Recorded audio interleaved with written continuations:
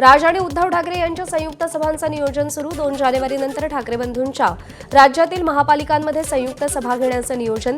11 दिवसात 6 ते 7 महापालिकांमध्ये राज आणि उद्धव ठाकरे संयुक्त सभा घेणार असल्याची माहिती. मुंबईतील शिवसेना भाजप युतीच्या जागा वाटपाची चर्चा अंतिम टप्प्यात. बंडखोरी टाळण्यासाठी शिवसेनेचा सावध पवित्रा. थेट किती जागा लढणार हे न सांगता उमेदवारांना एबी फॉर्म्स देणार. उमेदवारीसाठी नो सेटिंग ओनली मेरिट हेच धोरण शिवसेनेकडून आखण्यात आले. एकत्र आल्यानं ठाकरे बंधूंना मुंबईतील 67 प्रभागात फायदा होणार आहे. 2024च्या विधानसभेतील मतांच्या बेरजेवरून चित्र स्पष्ट. मराठी बहुल भागामध्ये सेना मनसेला विजयाची संधी अधिक आहे. सेना मनसे विरोधात लढलेल्या प्रभागात विरोधी उमेदवारापेक्षा मतं जास्त आहेत.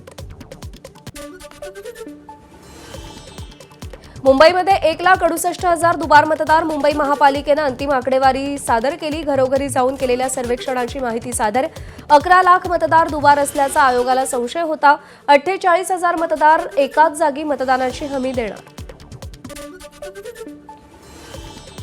मुंबई महापालिकेसाठी महायुतीकडून उत्तर भारतीय मतदारांना आकर्षित करण्यासाठी स्टार प्रचारकांची स्ट्रॅटेजी. भाजपकडून मुख्यमंत्री योगी आदित्यनाथ, मैथिली ठाकूर, मनोज तिवारी, निरहुआ आणि रवी किशन प्रचारात सहभागी होणार. खासदार संजय राऊतांचे लहान भाऊ संदीप राऊतही निवडणूक लढवण्यास इच्छुक. विक्रोळीमध्ये शरद पवारांच्या राष्ट्रवादीकडून निवडणूक लढण्यास संदीप राऊत इच्छुक. कल्याण डोंबिवली महापालिका निवडणुकीसाठी महायुतीचा संभाव्य फॉर्म्युला. 120 जागांपैकी शिवसेना 60 ते 65 जागा, भाजप 55 ते 60 जागांवर लढणार. नवी मुंबईमध्ये अजित पवारांची राष्ट्रवादी, शरद पवारांची राष्ट्रवादी एकत्र निवडणूक लढण्याबाबत सकारात्मक. अजित पवार गटाचा शरद पवारांच्या गटाला 15 जागांचा प्रस्ताव. ठाण्यात भाजपच्या प्रचाराला सुरुवात. नमो भारत नमो ठाणे या मथळ्याखाली बॅनर लावले. युतीबाबत अजून स्पष्टता नसतानाही ठाण्यात भाजपचा स्वतंत्र प्रचार सुरू. ठाण्यात शिवसेनेच्या स्वतंत्र प्रचाराचा नारळ फुटणार. खासदार श्रीकांत शिंदे यांची पहिली स्वतंत्र सभा आज पार पडणार. वारंवार बैठका होऊनही युतीबाबत तोडगा न निघाल्यानं भाजपशिवाय शिवसेनेच्या प्रचाराला आज सुरुवात होणार. अखिल भारतीय सेनेकडून मुंबई महापालिकेसाठी अरुण गवळीच्या दोन्ही मुली निवडणुकीच्या रिंगणात. प्रभाग 207 मधून योगिता गवळी वाघमारे यांनी उमेदवारी अर्ज भरला, तर प्रभाग क्रमांक 212 मधून माजी नगरसेविका गीता गवळींकडून उमेदवारी अर्ज दाखल. पुण्यात दोन्ही राष्ट्रवादींच्या युतीची चर्चा फिसकटली. शरद पवारांच्या उमेदवारांनी घड्याळ चिन्हावर लढावं हा अजित पवारांचा प्रस्ताव. शरद पवारांना अमान्य. आम्ही पुण्यात महाविकास आघाडीतून लढणार. अंकुश काकडे यांची माहिती. पुण्यामध्ये महाविकास आघाडीची बैठक. सकारात्मक चर्चा झाली. प्रभाग 14 पर्यंत चर्चा पूर्ण झाली. ठाकरेंच्या शिवसेनेच्या उपनेत्या सुषमा अंधारे यांची माहिती. पुण्यात निवडणूक अर्जांची विक्रमी विक्री. आतापर्यंत 9,101 उमेदवारी अर्जांची विक्री, तर अद्याप फक्त 8 जणांनी अर्ज भरले. महायुती महाविकास आघाडीच्या चर्चेमुळे रखडली अर्ज भरण्याची प्रक्रिया. कोथरूड बावधनमधून सर्वाधिक अर्ज विक्री. कृष्णराज महाडिक यांनी उमेदवारी अर्ज दाखल केला. कोल्हापूर महापालिकेच्या प्रभाग क्रमांक 3 मधून निवडणुकीच्या रिंगणात उतरणार. अर्ज दाखल करण्यापूर्वी कृष्णराज महाडिकांनी आजी आणि आईवडिलांच्या पायावर डोकं ठेवून आशीर्वाद घेतला. कोल्हापूर पालिका निवडणुकीसाठी काँग्रेसची पहिली यादी जाहीर. काँग्रेसच्या पहिल्या यादीमध्ये 48 उमेदवारांच्या नावाची घोषणा. राजेश लाटकर यांच्यासह अनेक दिग्गज माजी नगरसेवकांच्या नावाचा यादीमध्ये समावेश. काँग्रेस नेते सतेज पाटलांकडून महानगरपालिका निवडणुकीच्या प्रचाराला सुरुवात. रमणमाळा मेरी वेदर ग्राउंड परिसरात मॉर्निंग वॉकसाठी आलेल्या नागरिकांशी संवाद साधत मिसळ आणि वडापाव खात काँग्रेस उमेदवारांचा प्रचार. कोल्हापूर जिल्ह्यातील इचलकरंजी महापालिका निवडणुकीच्या भाजपच्या संभाव्य यादीला मुख्यमंत्री फडणवीसांची स्थगिती. उमेदवारी देताना पक्षाच्या अनेक निष्ठावंतांवर अन्याय झाल्याची भावना. बैठक घेऊन उमेदवारांची अंतिम यादी तयार केली जाणार. सांगलीत राष्ट्रवादीचे माजी नगरसेवक विष्णू मानेंनी उमेदवारी अर्ज दाखल करून प्रचाराची सुरुवात केली.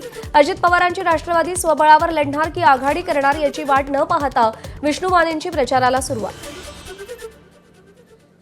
अहिल्यानगर महापालिका निवडणुकीसाठी एमआयएमकडून 4 उमेदवारांची पहिली यादी जाहीर. माजी नगरसेवकासह 3 सामाजिक कार्यकर्त्यांना उमेदवारी. मालेगाव महापालिका निवडणुकीत मनसे आणि महाविकास आघाडीसोबत लढणार. शरद पवारांची राष्ट्रवादी, काँग्रेस, मनसे, ठाकरेंची शिवसेना, माकप यांची संयुक्त बैठक. लवकरच आघाडीची अधिकृत घोषणा व उमेदवारी यादी जाहीर होण्याची शक्यता. धुळे महापालिकेच्या निवडणुकीत समाधानकारक जागावाटप न झाल्यास भाजप आणि शिवसेनेची युती फिसकटण्याची शक्यता. सगळ्याच पक्षांकडे इच्छुकांची संख्या लक्षात घेता निवडणुकीत बंडखोरीचा धोका टाळण्यासाठी पक्षांकडून उमेदवारांची नावं जाहीर करण्याबाबत गुप्तता. अमरावतीमध्ये शिवसेना भाजपच्या युतीचा आज फैसला. भाजपला शिवसेनेनं 20 ते 25 जागांचा प्रस्ताव दिला. यावर भाजप काय निर्णय घेईल याकडे लक्ष. आज मुख्यमंत्री फडणवीस अमरावतीत असल्यानं युतीवरती शिक्कामोर्तब होऊ शकतं. अकोला महापालिकेतील महायुतीतील तिन्ही पक्षांच्या जागावाटपांचा संभाव्य फॉर्म्युला एबीपी माझाच्या हाती. भाजपला 55, शिवसेनेला 15, राष्ट्रवादीला 10 जागा मिळण्याची शक्यता. आज किंवा उद्या अकोल्यातील अंतिम जागावाटप जाहीर होणार. जालन्यात 100% युती होईल. आज घोषणा होणार. शिवसेनेचे आमदार अर्जुन खोतकर यांचा दावा. तर युतीची बोलणी अंतिम टप्प्यात असल्याची रावसाहेब दानवेंची माहिती. परभणी महापालिकेसाठी भाजप आणि शिवसेनेची युती आज फायनल होणार. शिवसेनेकडून भाजपला 32 जागांचा प्रस्ताव. आज दोन्ही पक्षाचे स्थानिक नेते एकत्र बसून जागा वाटपाचा तिढा सोडवणार. छत्रपती संभाजीनगरमध्ये मंत्री संजय शिरसाटांच्या निवासस्थानी पार पडलेल्या महायुतीच्या बैठकीत तोडगा नाही. शिरसाटांसोबत मंत्री चंद्रशेखर बावनकुळे, अतुल सावे, संजय केणेकर बैठकीला उपस्थित. युतीची ही 8वी बैठकही निष्फळ झाल्याची माहिती. 1 लाख रुपये द्या आणि फॉर्म भरून घ्या. छत्रपती संभाजीनगरमध्ये अनेक वकिलांच्या घराबाहेर पोस्टर. पालिका निवडणूक लढवण्यासाठी 21 पानांचा अर्ज भरावा लागणार. परभणी महापालिका निवडणुकीच्या पार्श्वभूमीवर नेत्यांच्या मुलांचे पक्षप्रवेश. काँग्रेसचे माजी खासदार तुकाराम रेंगेचा पुत्र दत्तराव रेंगे भाजपमध्ये, तर भाजप नेते विजय वरपुडकर यांचे चिरंजीव अजित पवारांच्या राष्ट्रवादी. धाराशिवमध्ये नगरपरिषद निवडणुकीतील पराभवानंतर ठाकरेंच्या शिवसेनेची सावध पावलं. जिल्हा परिषद निवडणुकीच्या तयारीसाठी गटनिहाय बैठका. आमदार कैलास पाटील यांच्याकडून जिल्हा परिषद निवडणुकीचा आढावा. शरद पवार, अजित पवार आणि सुप्रिया सुळे उद्या बारामतीत एकाच मंचावर येणार. विद्याप्रतिष्ठानमधील Sharadchandra Pawar centre of excellence in artificial intelligence इमारतीचं अदानींच्या हस्ते उद्घाटन. मनोज जरांगेंची तब्येत खालावली. उपचारांसाठी छत्रपती संभाजीनगरमधल्या खासगी रुग्णालयात दाखल. भंडारा नगरपालिका निवडणुकीत पत्नीच्या पराभवानंतर शिंदेचे आमदार नरेंद्र भोंडेकरांकडून भंडारावासियांची माफी. विकास कामं सुरू असताना नागरिकांना झालेल्या त्रासाचा फटका बसल्याचा भोंडेकरांचा दावा. नगरपालिकेत शिवसेनेचे केवळ 5 उमेदवार विजयी. भाजपची 25 नगरसेवकांसह एक हाती सत्ता.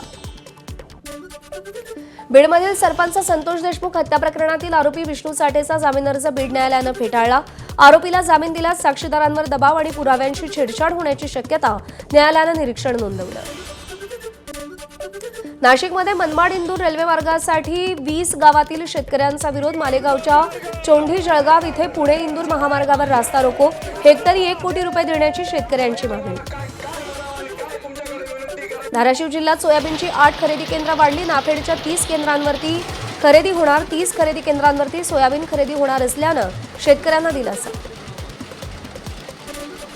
खासदार ओमराजे निंबाळकर यांनी पायी साल्हेर किल्ल्यावरती भेट दिली. प्रसिद्ध शिवव्याख्याते डॉक्टर शिवरत्न शेटे यांच्याकडून ओमराजेंना सह्याद्री भूषण पुरस्कार प्रदान. तर साल्हेर किल्ला शौर्य, स्वाभिमान आणि स्वराज्याच्या इतिहासाचं सर्वोच्च शिखर. ओमराजेंची फेसबुक पोस्ट. एबीपी माझा, उघडा डोळे बघा नीट.